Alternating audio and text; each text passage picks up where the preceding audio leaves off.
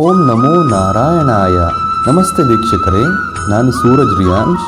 ವೃಷಭ ರಾಶಿಯವರಿಗೆ ಮೇ ತಿಂಗಳಲ್ಲಿ ಏನೆಲ್ಲ ಫಲಾನುಫಲ ಇದೆ ನೋಡೋಣ ಬನ್ನಿ.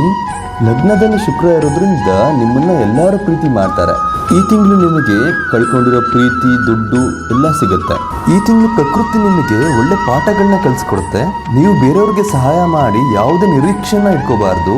ಬೇರೆ ಜನಗಳು ನಿಮ್ಮನ್ನ ಯೂಸ್ ಮಾಡ್ಕೋತಾರೆ, ಆದ್ರೆ ಬೇರೆಯವರು ನಿಮಗೆ ಸಹಾಯ ಮಾಡಲ್ಲ. ಹಾಗಂತ ನೀವು ಬೇಜಾರು ಮಾಡ್ಕೋಬೇಡಿ. ದೈವ ಅನುಗ್ರಹ ಯಾವಾಗ್ಲೂ ಕೂಡ ನಿಮ್ಮ ಮೇಲಿರುತ್ತೆ. ಉದಾಹರಣೆ ತಗೊಂಡ್ರೆ ಶ್ರೀಗಂಧಕ್ಕೆ ತೈತ ಸುಗಂಧ ಎಲ್ಲೆಡೆ ಹರಡುತ್ತೆ. ಆ ರೀತಿ ನಿಮ್ಮ ಕೀರ್ತಿ ಪ್ರತಿಷ್ಠೆಗಳು ಕೂಡ ಹರಡುತ್ತೆ. ಈ ತಿಂಗಳು ನಿಮ್ಮ ಮನಸ್ಸನ್ನ ಹತೋಟಿಲಿ ಇಟ್ಕೋಬೇಕಾಗತ್ತೆ. ಮನಸ್ಸು ಚಂಚಲ ಆಗೋ ಸಾಧ್ಯತೆ ಇದೆ. ಎಲ್ಲ ವಿಚಾರದಲ್ಲೂ ನಿಮಿಷಕ್ಕೊಂದೊಂದು ಬುದ್ಧಿ ಚೇಂಜ್ ಆಗ್ತಿರುತ್ತೆ. ಹಣಕಾಸಿನ ವಿಚಾರದಲ್ಲಿ ಬರಬೇಕಾಗಿರೋ ಹಣ ಬರೋ ಸಾಧ್ಯತೆ ಇದೆ. ಆದರೆ ಈ ತಿಂಗಳು ಕುಟುಂಬಕ್ಕೋಸ್ಕರ ಖರ್ಚು ಹೆಚ್ಚಾಗೋ ಸಾಧ್ಯತೆ ಇದೆ.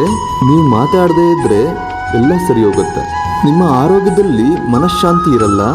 ಬೇರೆಯವರ ಬಗ್ಗೆ ಕೆಟ್ಟದನ್ನು ಯೋಚನೆ ಮಾಡಬಾರ್ದು. ಇದರಿಂದ ನೀವು ಮಾನಸಿಕವಾಗಿ ಕುಗ್ಗುವ ಸಾಧ್ಯತೆ ಉಂಟು. ನಿಮ್ಮ ಕುಟುಂಬದಲ್ಲಿ ಏನಾದರೂ ಕೋರ್ಟ್ ಕೇಸ್ ಇದ್ದರೆ ಅದು ಉಲ್ಪಣ ಆಗೋ ಸಾಧ್ಯತೆ ಉಂಟು. ನಿಮ್ಮ ಕುಟುಂಬದವರು ನಿಮ್ಮನ್ನು ಒಬ್ಬರನ್ನೇ ಕರೆದ್ರೆ ನೀವು ಯಾವುದೇ ಕಾರಣಕ್ಕೂ ಹೋಗಬೇಡಿ. ಆಸ್ತಿ ವಿಚಾರಕ್ಕೆ ನಿಮಗೆ ತೊಂದರೆ ಕೊಡೋ ಸಾಧ್ಯತೆ ಇದೆ. ನಿಮಗೆ ಶತ್ರುಗಳಿಂದ ಈ ತಿಂಗಳು ತೊಂದರೆ ಇದೆ, ಹುಷಾರಾಗಿರಿ. ನಮ್ಮ ತಾಯಿ ಆರೋಗ್ಯದಲ್ಲಿ ಎಚ್ಚರಿಕೆ ವಹಿಸಿ. ಕಾಲು ನೋವು, ಹೊಟ್ಟೆ ನೋವು ಈ ರೀತಿ ಸಮಸ್ಯೆಗಳು ಬರ್ಬೋದು. ನಿಮಗೆ ಮನೆಯಲ್ಲಿ ನೆಮ್ಮದಿ ಇರಲ್ಲ. ನೀವು ಒಬ್ಬರೇ ಇರೋದಕ್ಕೆ ಇಷ್ಟಪಡ್ತೀರಾ. ನೀವು ಬೇರೆಯವ್ರ ಚಾಡಿ ಮಾತನ್ನ ಯಾವುದೇ ಕಾರಣಕ್ಕೂ ಕೇಳಬಾರ್ದು. ನಿಮ್ಮ ಬಂಧು ಮಿತ್ರರು ನಿಮ್ಮ ಕುಟುಂಬದ ಮೇಲೆ ಏನಾದರೂ ಚಾಡಿ ಹೇಳ್ಬೋದು, ಅದನ್ನು ನೀವು ಕೇಳಬಾರ್ದು. ಇದರಿಂದ ನಿಮ್ಮ ಕುಟುಂಬದಲ್ಲಿ ಜಗಳ, ನೆಮ್ಮದಿ ಕೆಡಬಹುದು. ಎಚ್ಚರಿಕೆ ವಹಿಸಿ. ಕೇತು 4ನೇ ಮನೆ ಇರೋದ್ರಿಂದ ವಿದ್ಯಾರ್ಥಿಗಳಿಗೂ ಅಷ್ಟು ಒಳ್ಳೆಯದಲ್ಲ. ಕೇತುವಿಂದ ನಿಮ್ಮ ವಿದ್ಯೆ ಮಧ್ಯಕ್ಕೆ ಕಟ್ಟಾಗೋ ಸಾಧ್ಯತೆ ಉಂಟು. ನೀವೇನಾದರೂ ಫೇಲ್ ಆಗಿದ್ರೆ ಖಂಡಿತವಾಗ್ಲೂ ಪ್ರಯತ್ನಗಳನ್ನ ಮಾಡಿ. ಮತ್ತೆ ಎಫರ್ಟ್ ಹಾಕೋದ್ರಿಂದ ಮುಂದೆ ಪಾಸ್ ಆಗೋ ಸಾಧ್ಯತೆ ಉಂಟು. ನಿಮ್ಮ ಲಾಭ ಸ್ಥಾನದಲ್ಲಿ ಕುಜ ಹಾಗೂ ಶನಿ ಇರೋದ್ರಿಂದ ನೀವೇನೇ ಕೆಲಸ ಮಾಡಿದ್ರೂ ಕೂಡ ಲಾಭಗಳಾಗತ್ತೆ. ವ್ಯಾಪಾರದಲ್ಲಿ ಅಭಿವೃದ್ಧಿ ಅಂತಲೇ ಹೇಳ್ಬೋದು.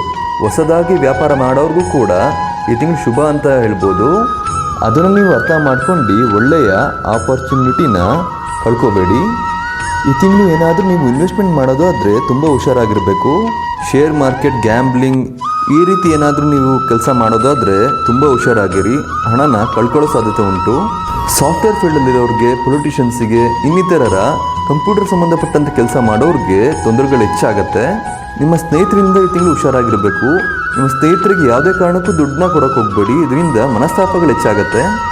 ಈ ರಾಶಿಯ ರಾಜಕಾರಣಿಗಳು ಹಾಗೂ ರಾಜಕಾರಣದಲ್ಲಿ ಓಡಾಡೋರಿಗೆ ತುಂಬ ತೊಂದರೆಗಳು ಹೆಚ್ಚು. ನೀವು ಯಾವುದೋ ಒಂದು ಟ್ರ್ಯಾಪಲ್ಲಿ ಸಿಗಾಕೊಳ್ಳೋ ಸಾಧ್ಯತೆ ಉಂಟು. ವಾಹನ ಓಡಿಸೋರು ಎಚ್ಚರಿಕೆಯಿಂದ ಇರಿ. ವಾಹನ ಅಪಘಾತಗಳು ಆಗೋ ಸಾಧ್ಯತೆ ಉಂಟು. ಯಾರಿಗೆಲ್ಲ ಮದುವೆ ಆಗಿರಲ್ಲ ಅವ್ರಿಗೆಲ್ಲ ಮದುವೆ ಆಗೋ ಸಾಧ್ಯತೆ ಇದೆ. ಲಾಭಸ್ಥಾನದಲ್ಲಿ ಕುಜ ಇರೋದ್ರಿಂದ ಎಲ್ಲ ಒಳ್ಳೆಯದಾಗತ್ತೆ. ಮದುವೆ ಆದಮೇಲೆ ರಾಜಯೋಗ ಅಂತ ಹೇಳ್ಬೋದು.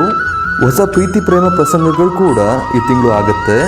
ಇದರಿಂದ ನಿಮಗೆ ಒಳ್ಳೆ ಉತ್ಸಾಹ, ಖುಷಿ, ಸಂತೋಷಗಳು ಕೂಡ ಸಿಗುತ್ತೆ.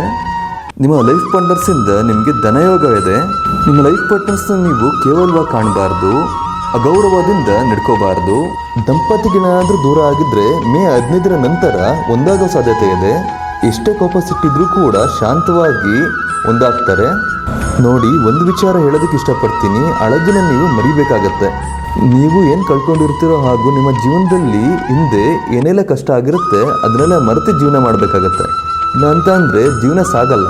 ನೀವು ಚಂಚಲ ಮನಸ್ಸು, ಈಗೋ ಹಠನ ಬಿಟ್ಟಿದ್ದೇ ಆದರೆ ನಿಮ್ಮಷ್ಟು ನೆಮ್ಮದಿ ಯಾರಿಗೂ ಇರಲ್ಲ.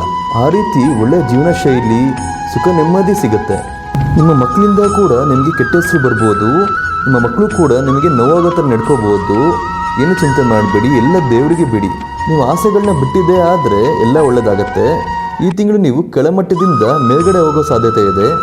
ನೀವು ಈ ತಿಂಗಳು ಶಾರ್ಟ್ಕಟ್ಸ್ನ ಯೂಸ್ ಮಾಡಿ ಕೆಲಸ ಮಾಡ್ತೀರಾ. ನೀವೆಷ್ಟೇ ಅನೈತಿಕಲ್ ಆಗಿ, ಇಲ್ಲಿಗಲ್ ಆಗಿ ಧನ ಸಂಪಾದನೆ ಮಾಡಿದ್ರೂ ಕೂಡ ನಿಮಗೆ ಅದು ಉಳಿಯಲ್ಲ. ಎಷ್ಟೇ ಕಷ್ಟ ಬಂದರೂ ಕೂಡ ನೀವು ಈ ತಿಂಗಳು ಧೈರ್ಯವಾಗಿ ನಿಲ್ತೀರಾ. ಈ ತಿಂಗಳು ನಿಮ್ಮ ಜೀವನದಲ್ಲಿ ದೊಡ್ಡ ಪರೀಕ್ಷೆ ಮತ್ತು ದೊಡ್ಡ ಅವಕಾಶಗಳು ಎರಡೂ ಸಿಗುತ್ತೆ. ಅದನ್ನು ಒಳ್ಳೆಯ ರೀತಿಯಲ್ಲಿ ತೊಗೊಂಡೋಗ್ತಿರೋ, ಕೆಟ್ಟ ರೀತಿಯಲ್ಲಿ ತೊಗೊಂಡೋಗ್ತಿರೋ ಅಂತ ಪ್ರಕೃತಿ ನಿಮ್ಮನ್ನು ಗಮನಿಸಿ ಫಲಾನುಫಲ ಕೊಡುತ್ತೆ. ನಿಮ್ಮ ಜೀವನದಲ್ಲಿ ನಿಜವಾಗ್ಲೂ ಯಾರು ಪ್ರೀತಿ ಪಾತ್ರರಾದವರು ಅಂತ ನಿಮಗೆ ಈ ತಿಂಗಳು ಗೊತ್ತಾಗತ್ತೆ. ಮೇ 20ನೇ ತಾರೀಕು ಆದಮೇಲೆ ನಿಮ್ಮ ಕೆರಿಯರಲ್ಲಿ ಒಂದು ದೊಡ್ಡ ತಿರುವು ಬರುತ್ತೆ. ನಿಮ್ಮ ಮನಸ್ಸನ್ನು ಹತೋಟಿಲಿ ಇಟ್ಕೊಂಡು ಒಂದೇ ಕೆಲಸ ಮಾಡ್ಕೊಂಡು ಹೋದರೆ ಎಲ್ಲ ಒಳ್ಳೆಯದಾಗತ್ತೆ. ಯಾರಿಗೆಲ್ಲ ಕೆಲಸ ಸಿಗ್ತಿರಲ್ಲ ಅವ್ರಿಗೆಲ್ಲ ಕೆಲಸ ಸಿಗೋ ಸಾಧ್ಯತೆ ಇದೆ ಈ ತಿಂಗಳು. ನಿಮ್ಮ ಕೆಲಸ ಸ್ಲೋ ಆಗಿ ಸಾಗಿದ್ರೂ ಕೂಡ ಮುಂದೆ ಬೇಗ ದಡ ತಲುಪುತ್ತೆ. ನಿಮ್ಮ ಆಫೀಸಲ್ಲಿ ಗಾಸಿಪ್ಸ್ನ ಅವಾಯ್ಡ್ ಮಾಡಿ, ಅನ್ನೆಸೆಸರಿ ಆರ್ಗ್ಯುಮೆಂಟ್ಸ್ ಬೇಡ. ನಿಮ್ಮ ಕೆಲಸನ ಕಲಿಯೋದಕ್ಕೆ ಟೈಮ್ ಕೊಡಿ, ಮುಂದೆ ಎಲ್ಲ ಒಳ್ಳೆಯದಾಗತ್ತೆ. ಪ್ರತಿ ಶುಕ್ರವಾರದಂದು ಹೆಣ್ಮಕ್ಳಿಗೆ ಚಾಕ್ಲೇಟ್ ಕೊಡಿ ಹಾಗೂ ಮನೆಯಲ್ಲಿ ತುಪ್ಪದ ದೀಪ ಹಚ್ಚಿ 6 ಅಡಿಕೆ ಮತ್ತು 1 ಕಲ್ಲಿದ್ದಲನ್ನ ವೈಟ್ ಪೆಟ್ಟಿಗೆ ಕಟ್ಟಿ ನಿಮ್ಮ ದಿಮ್ಕಲ್ಲಿ ಇಟ್ಕೊಳ್ಳಿ. ಹಾಗೂ ಶುಕ್ರವಾರದಂದು ಚಾಮುಂಡೇಶ್ವರಿ ದೇವಸ್ಥಾನಕ್ಕೆ ಹೋಗಿ ದೇವಿ ಹೆಸರಲ್ಲಿ ಅರ್ಚನೆ ಮಾಡಿಸಿ. ಹಾಗೂ ಶನಿವಾರದಂದು ಬಡವರಿಗೆ ಸಕ್ಕರೆನ ಕೊಡಿ ಹಾಗೂ ನಿಮ್ಮ ಶಕ್ತಿ ಅನುಸಾರವಾಗಿ ಕಾಣಿಕೆನ ಕೊಡಿ. ಏನೇ ಸಂಕಷ್ಟಗಳಿದ್ರೂ ಈ ತಿಂಗಳು ಪರಿಹಾರಗಳಾಗತ್ತೆ.